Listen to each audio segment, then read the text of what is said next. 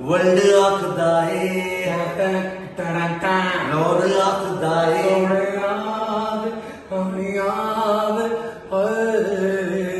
लोरियां दा इश्क जागदा ए वर्ल्ड वर्ल्ड वर्ल्ड आखदा ए लाहौरियां दा इश्क जागदा ए वर्ल्ड वर्ल्ड वर्ल्ड आखदा ए। जी अस्सलाम वालेकुम, मैं हूं Aamir Ghulam Ali and I am with very talented my big brother my senior Tariq Tafu साहब। बहुत अच्छे म्यूजिशियन, बहुत अच्छे सिंगर और बहुत बड़े बाप के बेटे मेरी तरह और ये बड़ा मुश्किल होता है कि अपने बाप के आगे लेगेसी को लेके जाना और उस पे इतना अच्छा काम करना।